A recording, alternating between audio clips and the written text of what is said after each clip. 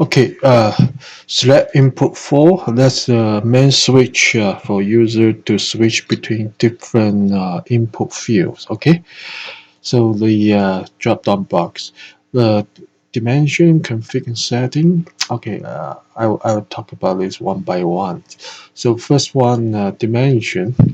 That's main input for user to key in the concrete anchor spacing edge distance here. Okay, spacing edge distance, embedment depth, and concrete strength. The next, config and setting. That's the main input for you into input the grout, thickness, the number of hex nuts. Okay, number of hex nuts like this one. It's 2 or 1. So that's 2 nuts and 1 nut. It would change. Okay, so basically that's not for calculation purpose, just for user to get the projection anchor projection length. That's it. So that's under config and setting. There's another area for supplementary reinforcement, condition A and B, concrete cracking. And the one last part of that is the design options. You can choose some of the non-ACI code provisions, just some company design practice, uh, some switch to check these non-code provision or not. You can set up here. So that's under anchor bolt config and settings for grout thickness, for supplementary concrete cracking, and for design option switch. Okay. The third part is anchor reinforcement. Okay, so the concrete anchors check. There are two options: with anchor reinforcement, using anchor reinforcement, or not using the anchor reinforcement.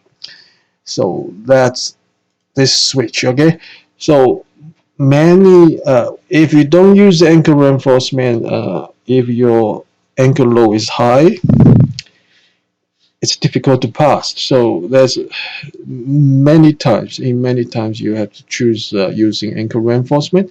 So when you switch to anchor reinforcement, there's nothing here unless you switch on yes using anchor reinforcement. It will give you the input for steel rebars purely for anchor resistant use. Okay, I know there are rebar for concrete pedestal calculation or whatever, but this part rebar definition just for uh, anchor design use. Okay, so again, under anchor reinforcement, you switch using anchor reinforcement yes and no.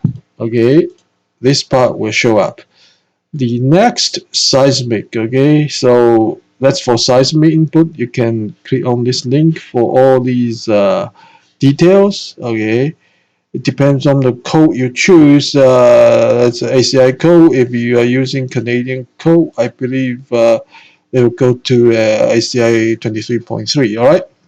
So, and if you put yes and you put no, and they will further down, they will put no. Okay.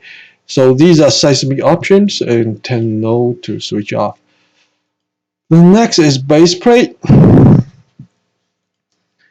Base plate, here is base plate edge distance. Define the size of the base plate and the base plate thickness, and the column to base plate weld definition. Okay, weld definition here.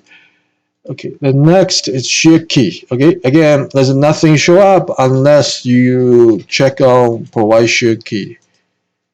Okay, here there will be all shear key. Go to side view, it's easier. They define the shear key size, depth, pocket size, whatever, right? And let's weld from, let's weld. I believe it's shear key to base plate weld. Okay, this one. All right, so the next, we turn this off, no shear key. Okay, no shear key. Next is design load. Here is for you to input all the design load here. Okay, it show up design load. It's it's not exact column section, but just for illustration purpose. Okay, show you how the design load. You put input the moment 25 here. You have to click on update button. You get a moment. Okay, so the next is vertical vessel support input. So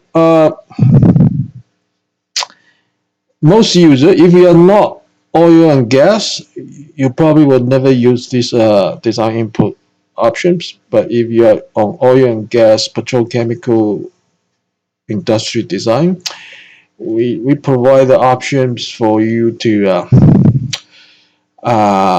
design the how to say.